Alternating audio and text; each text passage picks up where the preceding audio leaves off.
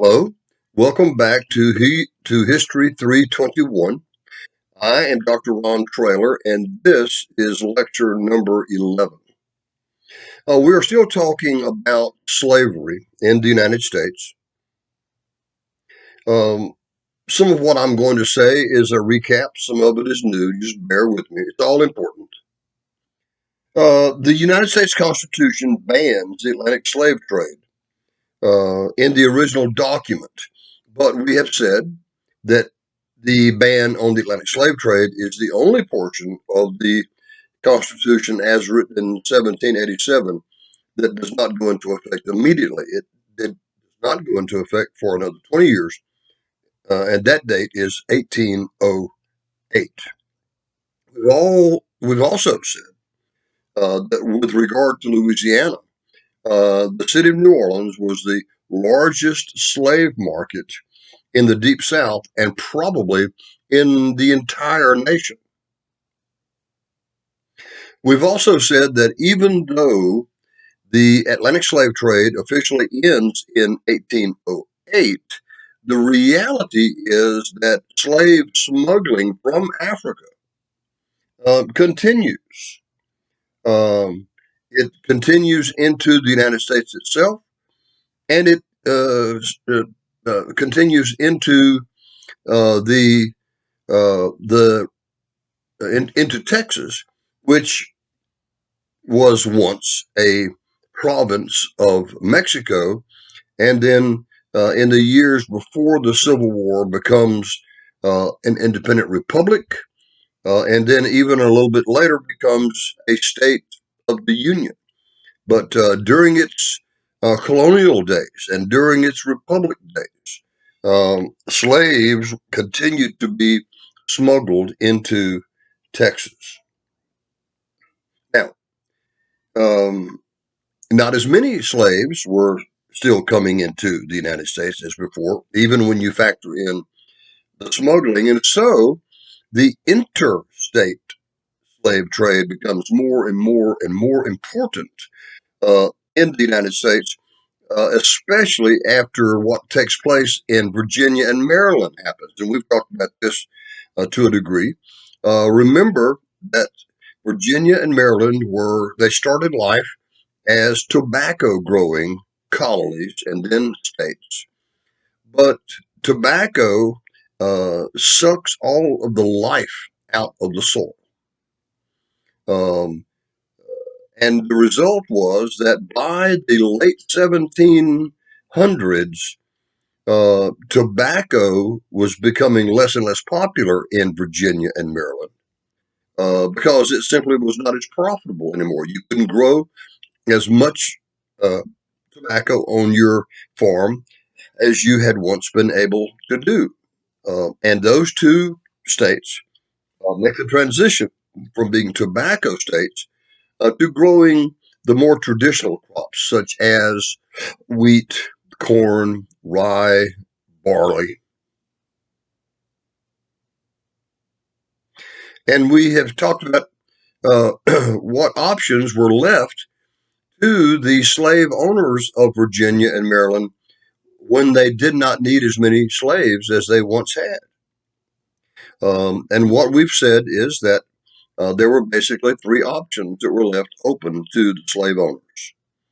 They could free the slaves, and evidence in our census records indicates that a lot of Virginians and Marylanders did, in fact, begin to free their slaves. The census asks a number of questions, and one of the questions that asks is, where were you born?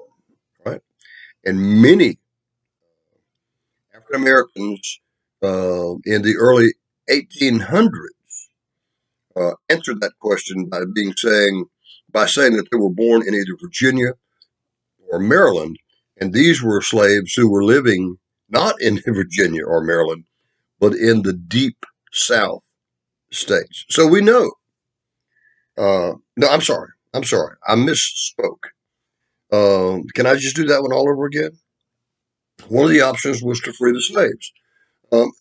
And we know as a result of the census and other records that by around 1800, Virginia and Maryland had the most free people of color of any of the states of the Union. Now, remember that Louisiana has not come into the Union yet.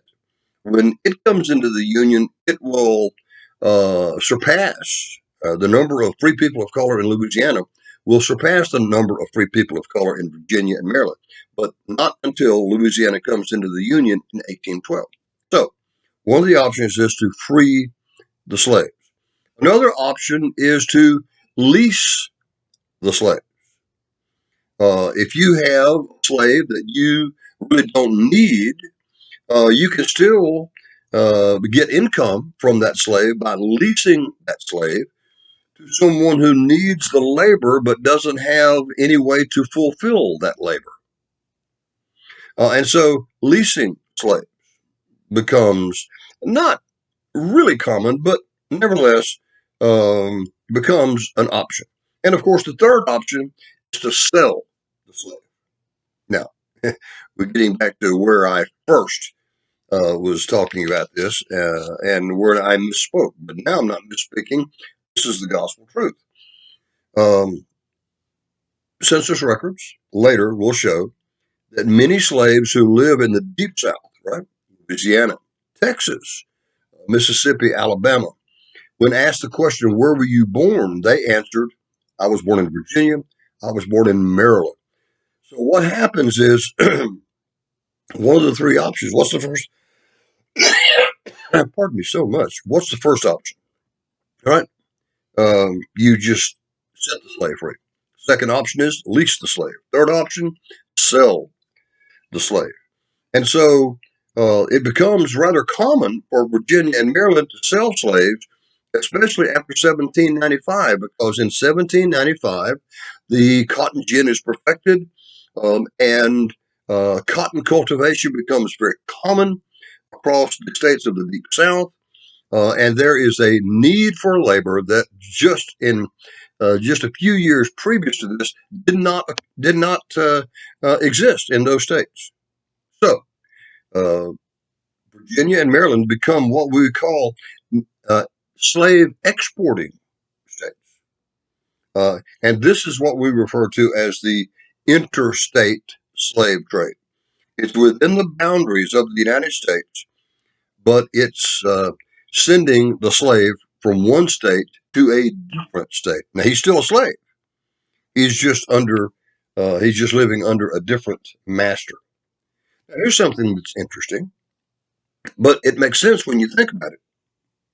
Generally, the question is, how much were slaves worth? And of course, that is an unfair question. We can't answer that question because variables enter into the equation. But generally, we can say that the price of a slave was tied to the price of cotton. The more cotton cost, I'm sorry, the more profits were made in cotton, the price of the slave also went up. All right. There was a relationship between the price of a slave and the price of cotton. Now, there were exceptions to this rule. Special skills among the slaves demanded higher prices. If you were a really fine cook, the cotton rule didn't apply. If you were a really good cowboy, and many of the early cowboys were Africans. If you were a really good cowboy, you probably your price was probably not tied to the cost of cotton either. Sadly, if you were a young and a pretty slave girl, the price that you could demand was uh, your purpose was probably going to be as a mistress to a white man. This was especially true in Louisiana. Young and pretty women were almost always, quite often, destined to become the mistresses of white men, and as a result, you brought a higher price on the slave on the auction block.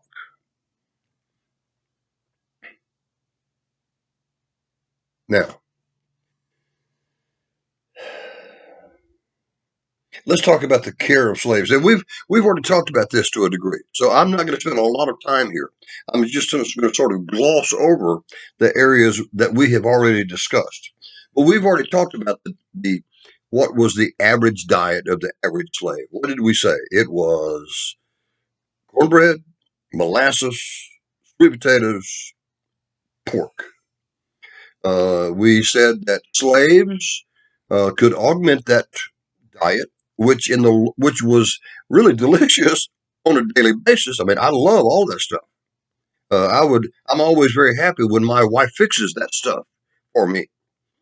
But eating it 3 meals a day, 7 days a week, 365 days out of the year is not good for you because there are so many nutrients that are missing from that diet. And so slaves augmented their diet. They made their diet a little bit more healthy by raising slave gardens, having fresh vegetables.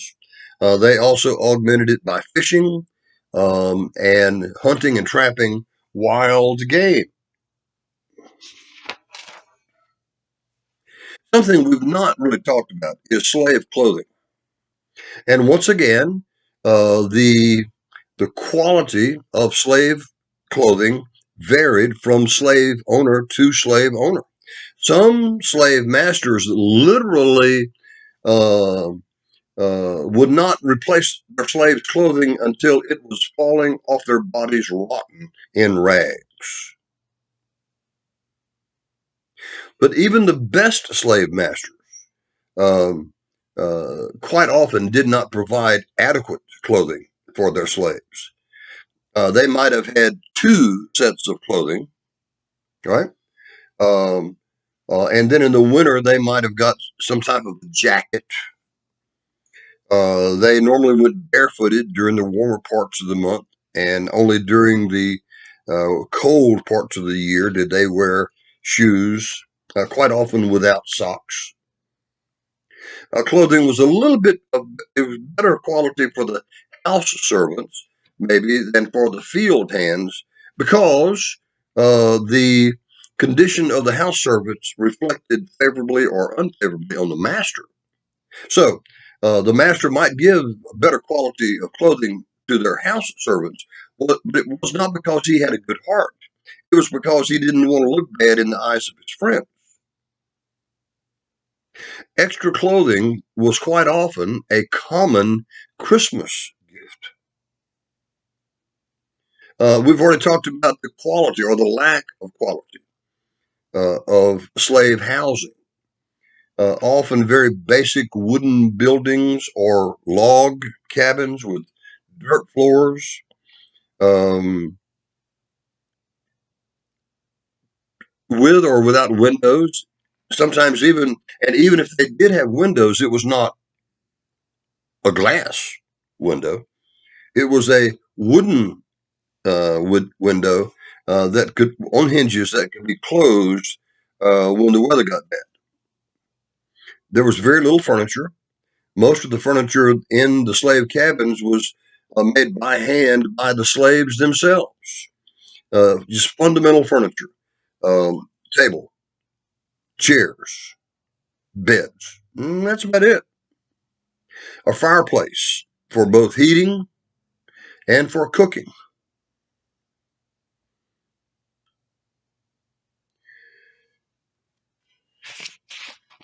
All right, let's continue our discussion of slave society by talking about um, other areas of slave life. As far as I can tell, no southern state ever had passed laws that made marriage among the slaves legal. So we've discussed this. It becomes very common to simply jump the broom as a ceremony that takes the place of the marriage ceremony. Now, I wrote my PhD dissertation about a black family from East Texas, and uh, the story begins during slave times and then comes forward fundamentally to the present time. And what I discovered was that the the original slave couple um, living in Texas were not permitted to marry, but now the family has lost the story about whether they jumped a broom or not. But here's the point: they were not permitted to legally marry, but they considered themselves to be married. And they were fortunate enough never to be separated by being sold away. And so they literally lived out their lives as a married couple. Now, when freedom came in Texas, that happens in June of 1865, when it is announced that the Civil War is over and that all of the slaves are free. That couple, now many couples who had experienced the same type of thing, in other words, being denied a marriage ceremony, many couples immediately went to the church and had somebody marry them, but not this couple. What they said, and I love this, they said that we were married in the eyes of God. The white guy wouldn't let us marry, and we married ourselves in the eyes of God. And when when you're married in the eyes of God, you stay married. You don't have to get remarried again. I always loved that story. Now, I mentioned about being separated by self. One of the big fears of every single solitary slave was to be separated from their families by either them being sold or their families being sold. Now, some states uh, outlawed separating children from their mothers. All right, selling the children and not selling the mother, or selling the mother and not selling the children. Now, there was no law against selling the father, but there was a law against separating the mother from her children. Later, it became legal to separate mothers from children. And across the South, now you understand that we will never actually have a perfect number. But we think, an estimated guess is that across the South, 40 to 50% of spouses, husbands and wives, were separated at some point by being sold away. And what that means is there's a 50-50 chance that slave children then would see one or both of their children or their parents sold away. Now, except on very large plantations, it was really difficult for uh, slaves to find a mate. What we've said is that here in Louisiana, the average size of the average number of slaves on the average plantation or farm in Louisiana was 6, 7. Now, what are the odds if you're a 20-year-old male slave? What are the odds of there being a suitable mate, a suitable female on that same farm that you can marry? The odds say that if there is a female, she's either going to be way too old or she's going to be way too young, but she's not going to be suitable for you. Now, does that mean that you remain single for the rest of your life? Of course not. What it means, though, is that husbands and wives very often lived on separate farms.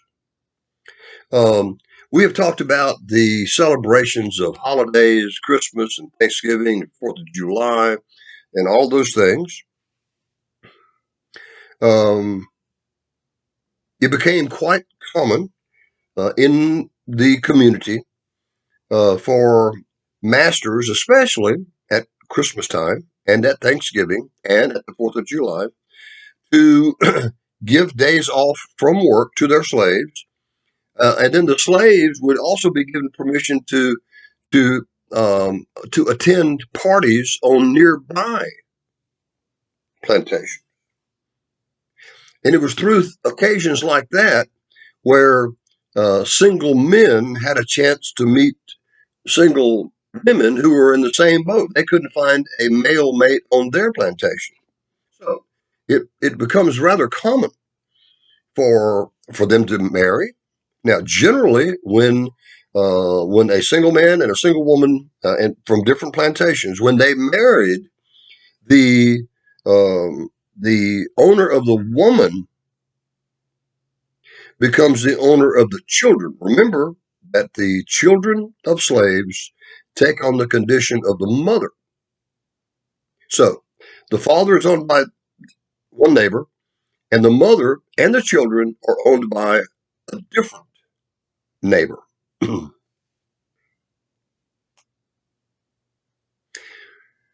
Now, that had to be a difficult, almost impossible situation because what that really meant was that husbands and wives didn't see each other, and daddies didn't see their children except on weekends and holidays. They're living on separate farms, and they only see each other on weekends. And we think that on small farms, as many as 2/3 of the spouses lived apart. That's an amazing number. And of course, masters use that as a control mechanism for their slaves. The husband uh, doesn't do as much work as the master thinks he should do. And how does the master punish the husband? Maybe not by whipping him. Maybe he normally would whip him, but he would punish him in different ways. He would say, "Okay, Bill, you didn't do your work this week. This weekend, you cannot travel to the nearby farm and see your wife and children." That would have been very effective for me.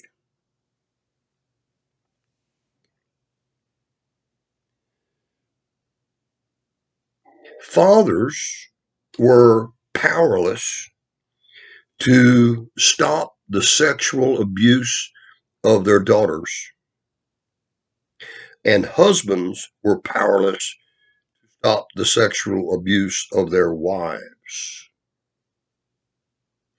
If a slave man raised his hand to a white man, terrible things would happen. He might be sold away, right?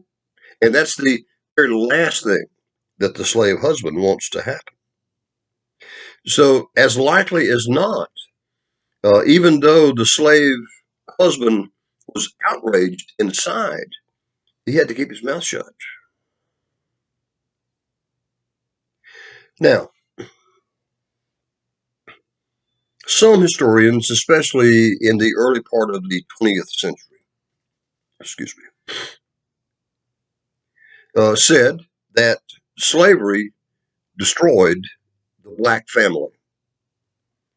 And I disagree with that. And so do most modern historians of the black experience. Now, there were things that the slaves could not control. We just talked about one of them, two of them. Husbands couldn't stop their wives from being sexually abused. Uh,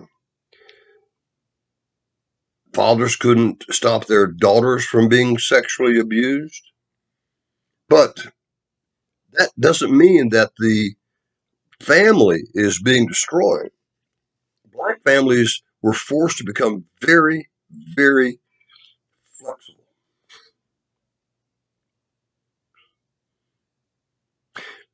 And the result was strength, not weakness.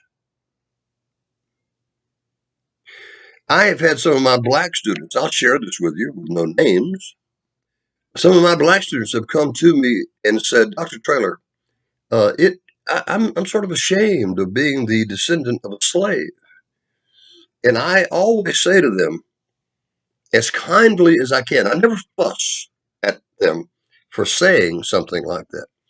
But what I say is, rather than being ashamed of being the descendant of a slave, you should be proud, because the fact that you are here talking to me today proves that you come from a pretty doggone good gene pool. Your family was able to cope with things that were driven most people absolutely crazy. And you came out the other end stronger than they were when they went in. And normally they'll say, "Oh, I never really thought about that." I said, "Well, uh, thank your great great grandfather for being a strong man. Thank your great great grandmother for being a strong woman and surviving under the most difficult conditions that I can imagine." But getting back to this idea that slavery destroyed the slave family. Now, there were certain things that slaves simply could not do. They couldn't raise their hand. They couldn't react to their masters. But when they were permitted to be married, no matter whether it was jumping over a broom or whether it was just an agreement that I love you and you love me, and so let's marry ourselves. When uninterrupted by sale, and that's about a 50-50, 40-60 probability, right? But when uninterrupted by sale, slave marriages were as long lasting as those of whites. I go back to the family that was the subject of my uh, PhD dissertation. We love each other and we're married in the sight of God. When sale did separate children from parents, and it did happen, an extended family took over and raised the children in the absence of the parents. Hillary Clinton said some years ago that it takes a village to raise a child. And you can agree or disagree with that, but in this case, she was right. It took literally, if the mother of the little slave child and the daddy of the little slave child had been sold away, who is going to take care of that child? Well, the community does. Now, if there's a blood relative there, and quite often there were, then normally the blood relative, the aunt or the uncle or the grandma, would take over the raising of the child. But if there were no blood relatives, the community would step in and raise that child. It was an extended, referred to as an extended family. Now, something else. We've watched too many Hollywood movies, right? And we think that we know what we're talking about when we say that the life of the house slave was easier than the life of the field hand. And honestly, in some ways, it was. I mean, normally, the field hands would sleep in the big house. They didn't have to live in that uh, cold cabin or that hot cabin or that wet cabin. They lived under the same roof as the masters quite often. But that doesn't mean that they had life easier. For one thing, and of course, all of this is relative. You understand that. Uh, when the field hand left the field and came back to his cabin at night, generally he wasn't bothered by the white guy until the next morning. But a house servant was at the beck and call of his master, his mistress, and the children 24/7.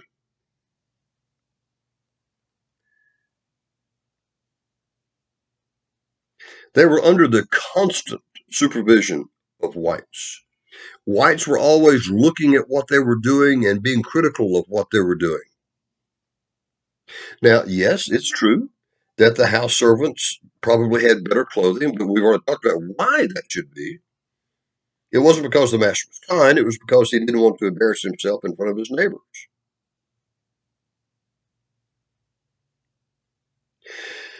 Now, would I prefer being a field hand or a house servant? Well, I probably would choose to be a house servant because there were certain benefits, but there were certain disadvantages as well that you need to be made aware of.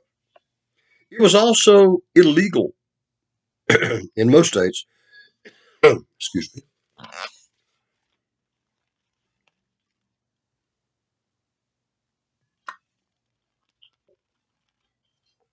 It was illegal in most states to educate slaves. Each state had rules and regulations, and each state had different ways of punishing people who tried to educate the slaves. Now, why was it that the whites felt so strongly about denying the slave an education? Well, think about it carefully. There are a number of reasons.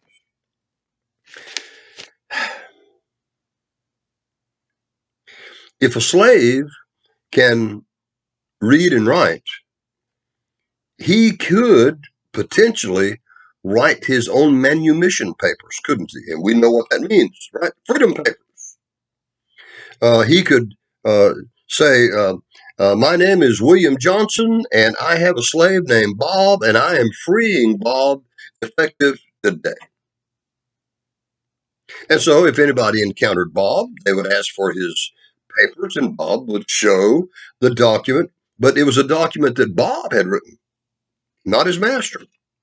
So people were very much concerned about the slave being able to free himself by forging false manumission papers. Another reason why there was hesitation to educate slaves.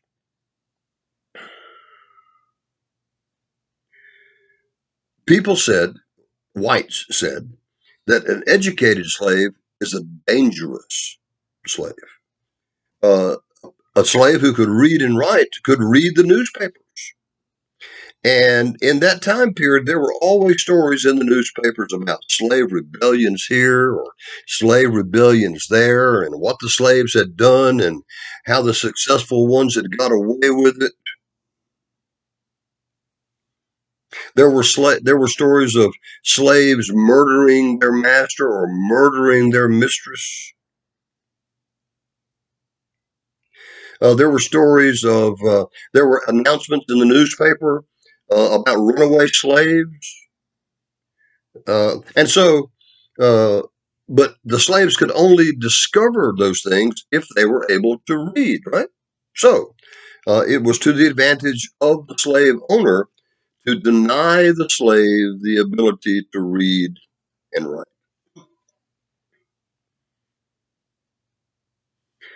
One great story involves the abolitionist leader Frederick Douglass. By the way, that's Douglas with two S's on the end. Frederick Douglass was born a slave near Baltimore, Maryland. And his mistress, his owner's wife, was from the North, and she didn't know anything about living with slaves.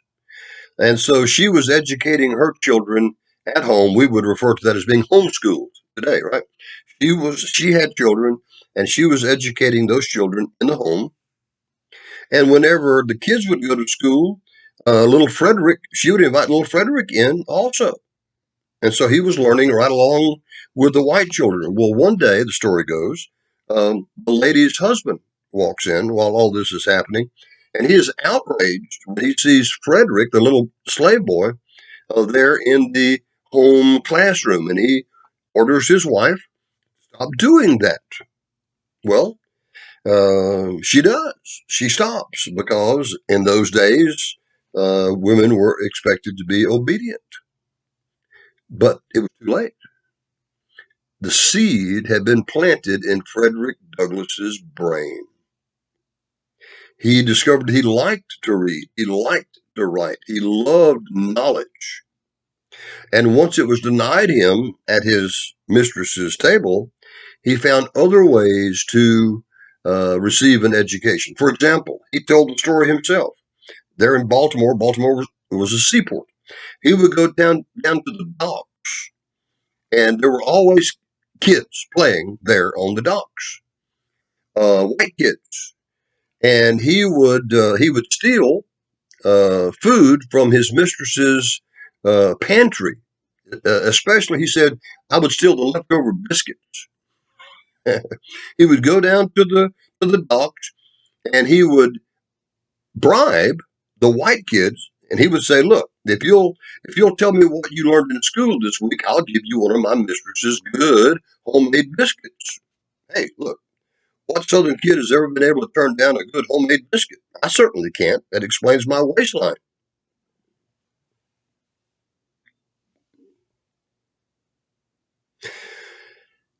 So the slaves were inventive in the ways that they received an education. Here's another method that was rather common. Only the white kids went to school, right? Black kids were banned from going, slave kids were banned from going to school. But quite often, the master would send his children to school and would send a slave child of roughly the same age with them to take care of their needs, right? If they got a skinned elbow, they would go tell the teacher, all kind of stuff like that, right? The slave was there. They were called body servants. The slave was there to take care of the needs of the little boy master or the little girl mistress. Now, what happened normally was that the white children would be inside the schoolhouse, and the slave children would be outside sitting under a tree nearby. They had to be nearby in case their little master or mistress needed them. But the South being the South, and air conditioning not having been invented yet, the windows of the schoolhouse were always open, and the slave children could hear the lessons. And they couldn't see what was being written on the blackboard, but they could hear every word that was going on inside that schoolhouse. And they sucked it up like a sponge. Of course, they didn't tell anybody. Well, they didn't tell the whites. But it was another method by which slaves received an education, no matter how rudimentary it happened to be.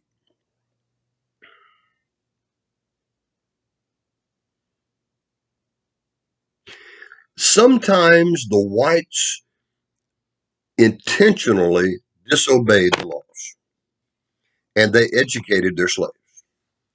Now, I don't mean that there was a schoolhouse and all the slave children went to school. I'm not saying that at all. But what I am saying is, for example, one of the little slave boys might exhibit the fact that he was really, really intelligent, and it came to the attention of the master. The master then might choose that slave and give him special treatment and educate him. Now, was there a purpose behind this? Absolutely.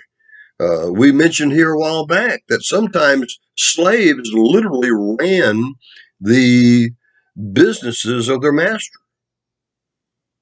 Here's another example of how an educated slave could be valuable to the master. The master hired an overseer. Now, an overseer was a white man who was paid on a daily basis to put the slaves to work, make sure they did their work properly, and things like that. That was the overseer's job. It was also the overseer's job when harvest time came to keep a record. This was not true of every plantation, but it was true of many. It was also the job of the overseer when harvest time came to keep a record of the harvest. How many bales of cotton? How many bushels of corn? How many sheaves of wheat? Right? And then he would offer those numbers to the master. What if the master didn't trust the overseer completely? But what if he had a slave who could not only read and write, but could do arithmetic? He would use the slave to double check the work of the overseer to make sure that the overseer was being honest. I've read accounts of this happening, and I suspect that it was more common than we think. Now,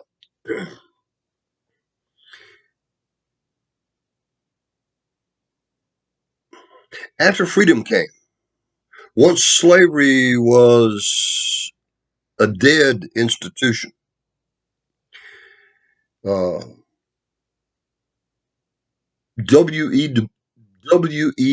Du Bois, who was the first black man ever to get a doctorate from Harvard University, W.E.B. Du Bois said that on the day that the day the Civil War ended, that only about 5% of the total slave population was literate. Now, we know that there were about 4 million slaves in April of 1865. So, only 5% of them were literate. And so, to be a literate slave sort of sets you apart, doesn't it? It makes you special. Now, one of the reasons why educated slaves, another reason why they were so valuable, is that the educated slaves, those who could read and write, would read to the slaves who didn't know how to read. And of course, what was the most common book available back in those days? It was the Holy Bible. So quite often, the educated slave was reading from Holy Scripture to the other slave.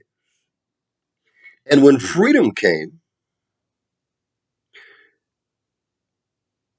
many of the educated farmer slaves, now called freedmen, many of the freedmen became what?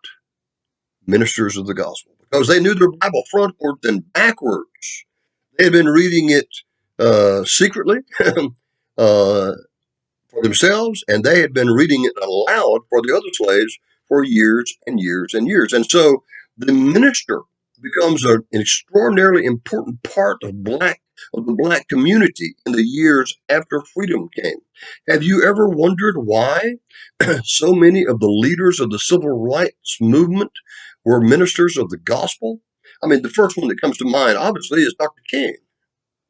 How about Ralph Abernathy? How about Jesse Jackson? Right? I mean, the roll call of even into the 21st century, the roll call of black leaders, uh, as likely as not, they've got the they've got a degree from a seminary, and it all goes back to the days after freedom came, when the educated slaves became the first ministers of the gospel to their people. Now, while we're talking about religion, let's talk about slave religion.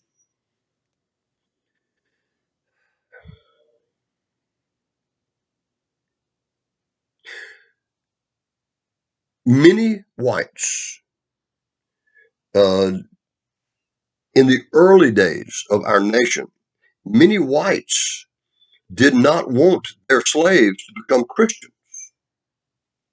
Now remember, their slaves in Africa some of them were Muslims. That was especially true for slaves from what is now Nigeria. Uh, they were they worshipped animals. They worshipped the stars and the moon and all kinds of stuff. Right? We would consider them to be heathens. Right? A godless people, but they were not. They were not. They were, in their own way, a very religious people. It just wasn't the religion of the European. Now, the Bible teaches the brotherhood of man, right? We're all sinners. We all need salvation.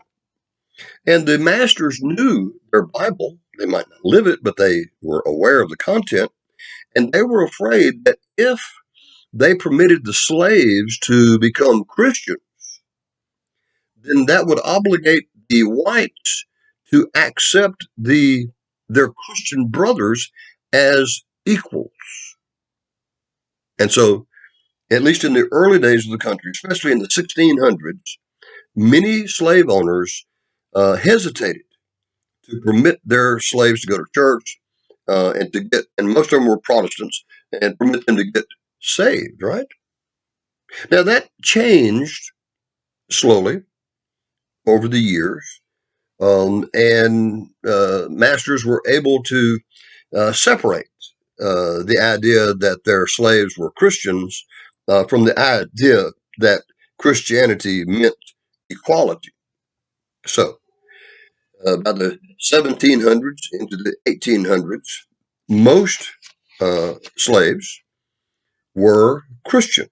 It took a while for them to make that transition from the religions of Africa to the religions of basically Europe and America.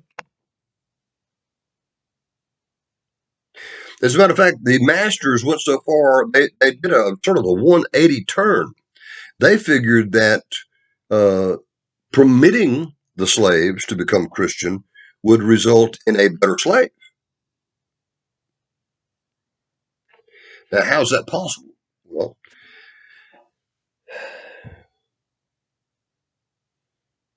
quite often, slaves went to church with their masters.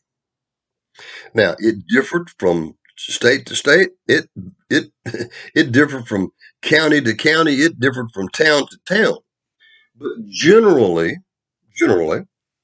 if the church building had room, the whites sat on the main floor, and the slaves sat in a special area, maybe at the back of the church.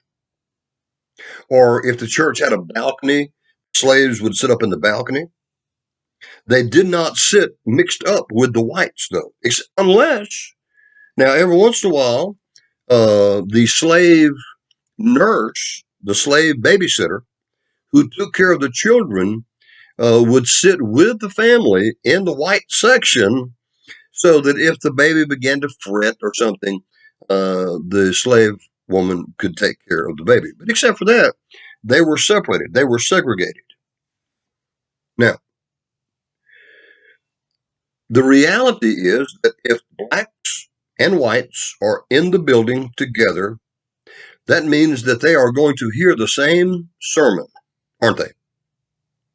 Now, although whites sometimes assume that the slaves had selective hearing. Now, my wife has accused me of having selective hearing for years and years and years. She says I hear what I want to hear. And maybe that's true. But the slaves did not have selective hearing. Every word that the white worshippers heard, the black worshippers heard as well.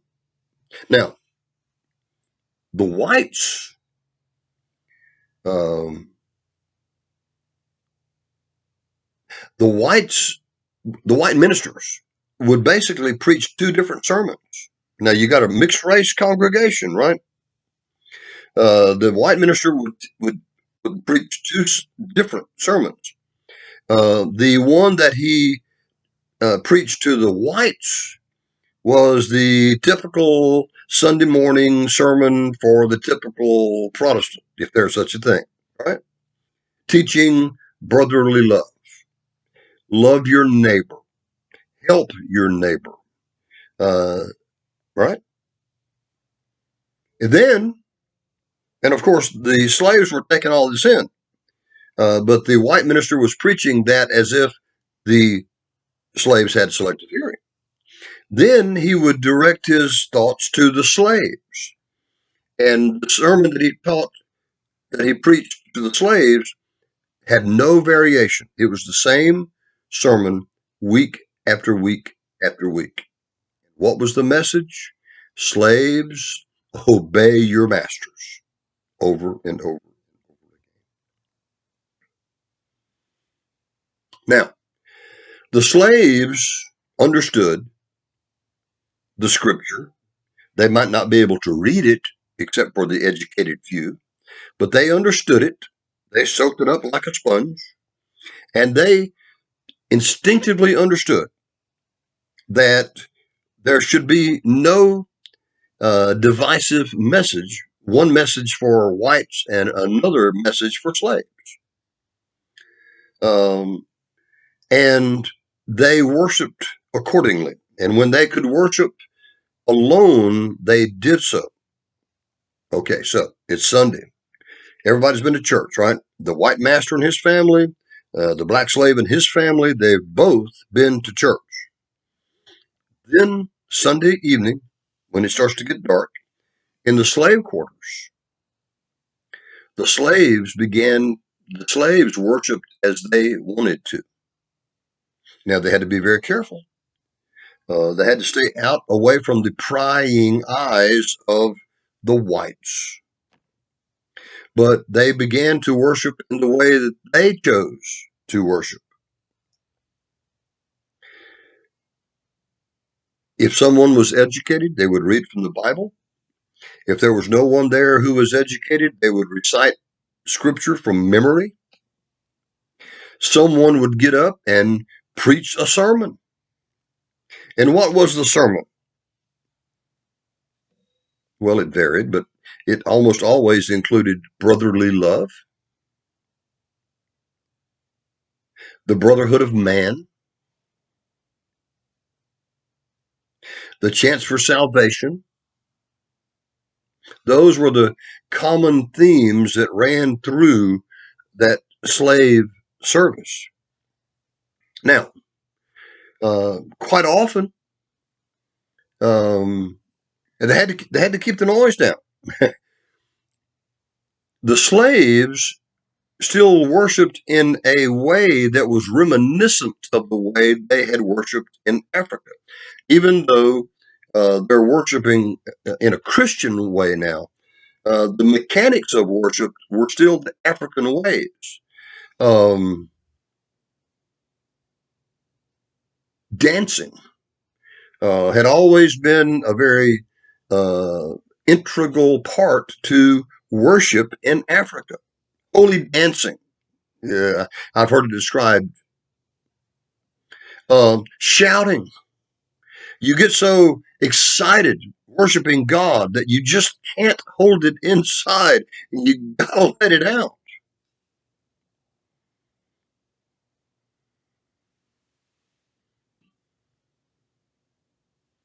Of course, if you're worshiping in the slave quarters, you don't want to draw attention to yourself. And so shouting was, but sometimes you just couldn't hold it. And as a result of that, quite often the slaves would simply move out of the slave quarters completely, and they would go out into the woods to worship, far away from the big house. And they would take the branches of trees, and they would make a special structure. It was called uh, a arbor, and the minister would stand in the arbor, and the people would sit on the ground in front of him, and he would preach while standing below the branches of the brush arbor. Even more dangerous was baptism, right? Uh, Most of the slaves were Protestants, and Protestants require some form of baptism as a sign of salvation. Um, so they had to be very careful to stay out of the prying eyes of whites when baptizing.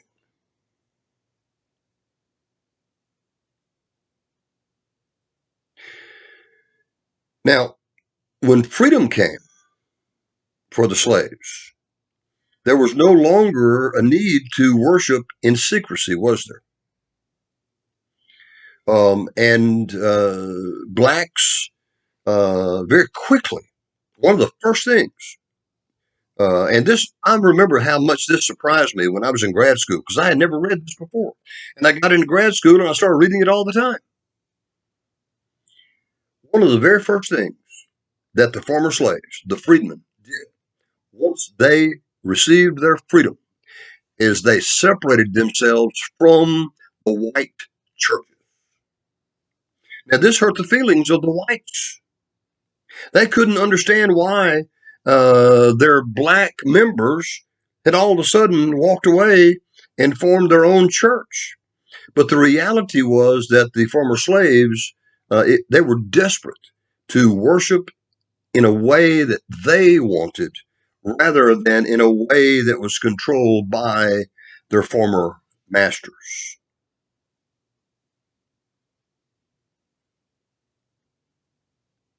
Okay. We are going to switch gears. Not now, I'm not going to start. We've only got about 4 minutes left in this 1 hour lecture. But we will start on the next lecture and we will start talking about the Civil War and Reconstruction in the state of Louisiana. So until then, I'll see you soon.